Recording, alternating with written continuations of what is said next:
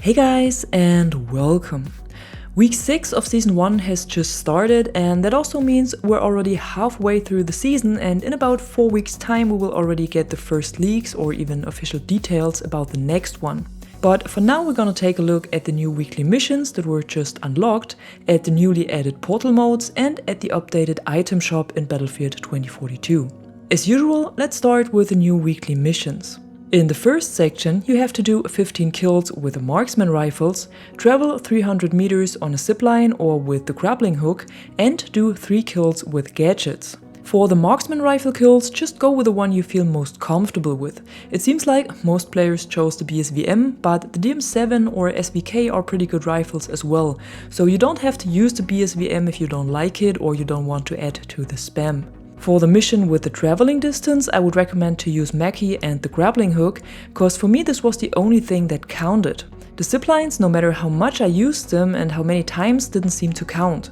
Not sure if that's an issue for everyone, but if you experience the same, just switch over to the grappling hook and it should work. And for the kills with gadgets, you can use every available gear, grenade or specialist gadget. So Sundance's grenades should work just like the normal frag grenades, or you go with the recoilless M5 and destroy a tank, or use the XML to end the life of a helicopter. Whatever kills enemies or vehicles counts on this mission. Plus you don't have to do a multi-kill, you can do single kills here. In the second section, the first thing you need to do is inflict 3000 damage with either Mackie, Sundance or Dozer, then revive 25 teammates and spawn 10 times on a helicopter or have teammates spawned on your helicopter. The first mission shouldn't be a problem, I guess, just play one of the specialists and deal damage with weapons or gadgets. The same for the second mission, get into the match with Falk or Angel and revive your teammates. And for the third mission, you don't have to pilot a helicopter yourself. It's enough when you simply spawn on another one's helicopter. But you can also get in with one of the transport helis and be a mobile spawn beacon for your team, whatever works best for you. And when you do this, you can also complete the first mission of the third section, cause for this one you need to do kills or assists with helicopters. And here it's the same. You don't have to be the pilot yourself, you don't even have to be a gunner. You can just sit in the passenger seat and let the assists come in. But if you want to do the heli crew a favor, equip the repair tool and repair the vehicle from the inside. This way you can all survive longer and complete the mission faster. And the last mission in this section is 1 kill while parachuting or riding a zipline. And here it doesn't count when you shoot someone who is on the parachute or on the zipline, you have to be the one on the parachute or on the zipline. If you play with Sundance, you can also get out of the wingsuit for a moment, do the kill and then get into the wingsuit again. That should count as well. And for the bonus mission, you simply need to capture or neutralize 10 objectives. That's easily done when playing Conquest and shouldn't be much of a problem for all PTFO players. If you completed at least 5 of this week's missions and you've also completed all missions in the former weeks, you will be rewarded with the Hellbent player card tag, cause this one unlocks after completing 50 weekly missions. In Portal, the mode rotation has changed again, and this time the alternation of Flashback Conquest and Infantry Conquest was removed.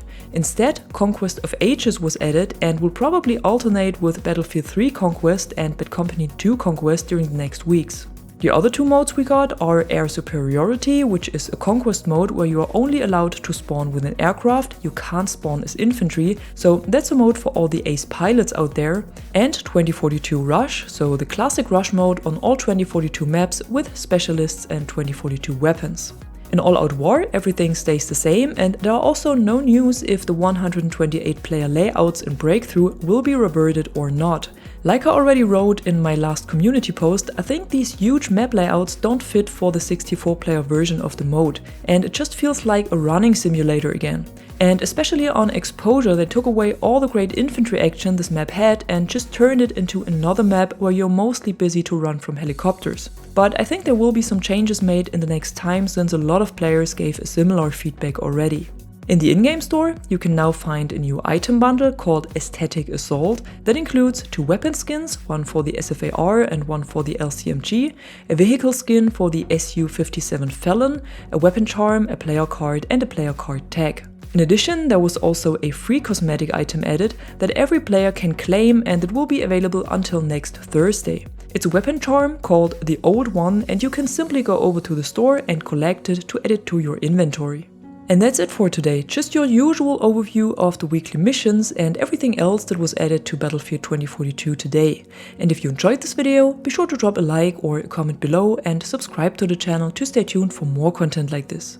Until then, thanks for watching. I'm the Catwoman and you are awesome.